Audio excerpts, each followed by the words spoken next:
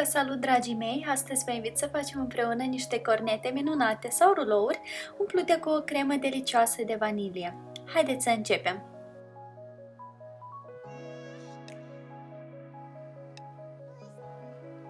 Vom începe cu prepararea cremei, sau mai bine spus prima parte a cremei. Într-un bol încăpător punem gălbenușurile, pasta sau extractul de vanilie, zahărul, amidonul de porumb și foarte puțin din cantitatea totală de lapte. Restul laptelui îl turnăm într-o cratiță și îl aducem la fierbere. Amestecăm toate ingredientele din bol foarte bine cu un tel, iar când laptele a fiert îl turnăm puțin câte puțin în compoziția dată, amestecând în continuu.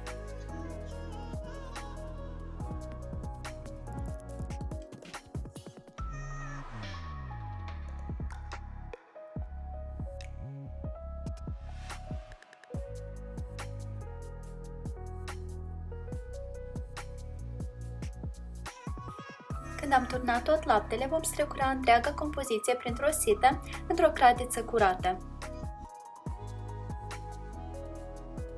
Continuăm să amestecăm cu telul la foc mediu scăzut până crema treptat se îngroașă, după care o vom lua de pe foc și o vom transfera într-un bol.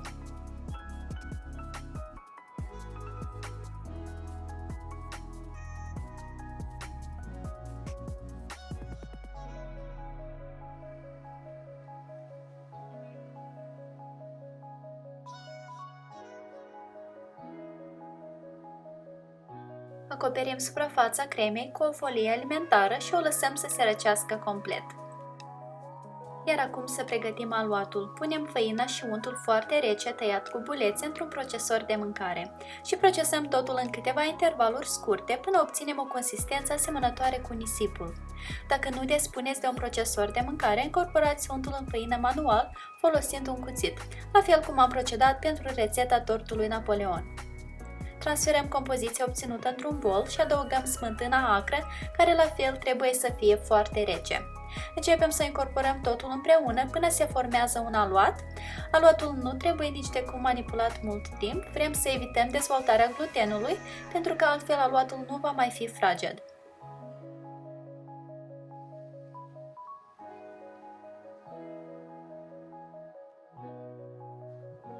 Când aluatul s-a adunat, îl împachetăm într-o folie alimentară și îl dăm la frigider timp de o oră.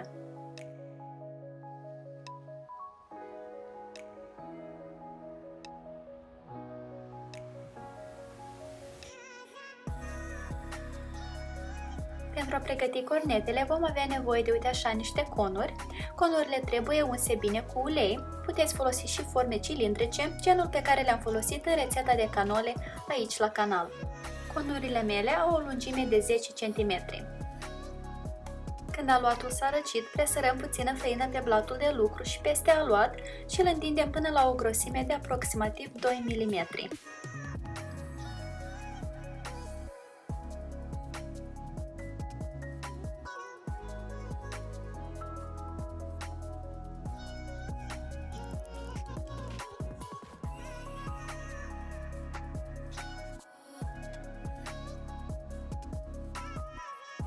În continuare vom tăia din foaia obținută fâșii cu lățime de aproximativ 2 cm. Această cantitate de aluat este suficientă pentru a pregăti între 14 și 16 cornete sau rulouri.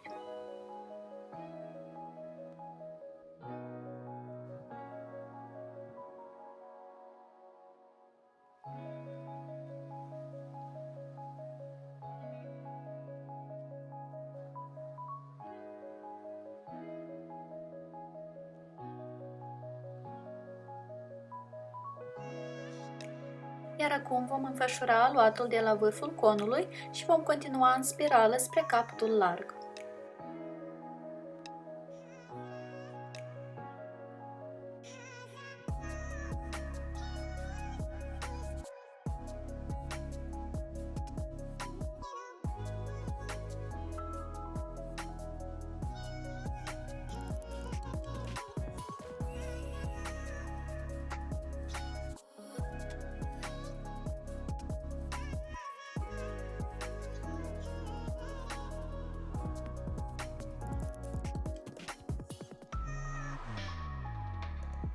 Punem cornetele pe o tavă tapetată cu hârtie de copt. În cazul dat, eu am avut nevoie de 2 tări pentru că am obținut 16 cornete.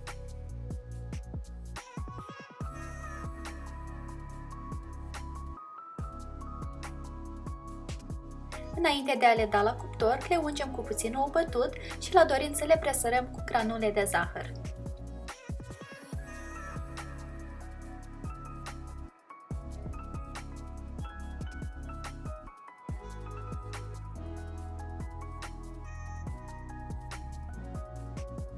Dăm cornetele la cuptorul preîncălzit la 200 de grade, timp de aproximativ 15 minute sau până când sunt bine rumenite.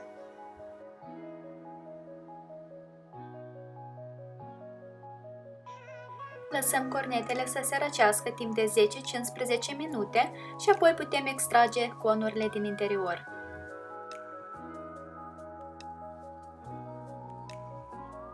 Când cornetele s-au răcit bine, le înmuiem capetele în puțină ciocolată topită și le acoperim cu nucile preferate. Acest lucru, desigur, este opțional, dar vă garantez că le va face și mai bune.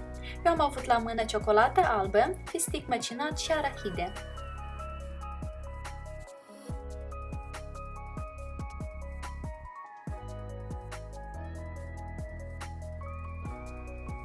Așezăm cornetele în poziție verticală în niște pahare pentru a permite ciocolatei să se prindă.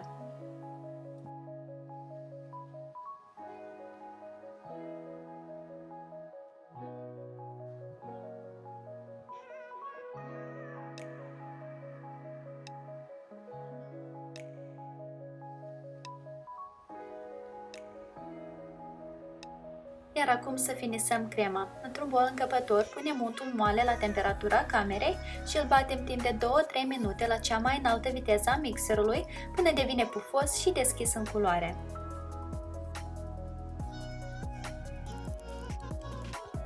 După care, treptat vom adăuga câte o lingură din crema de vanilie răcită și o vom incorpora foarte bine cu mixerul înainte de fiecare nouă adiție. Trebuie să obținem o cremă destul de stabilă.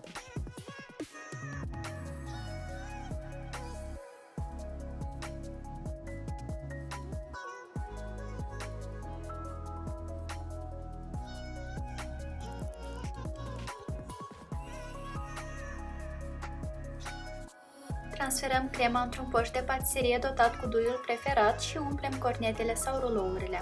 Eu am folosit un dui în formă de stea închisă.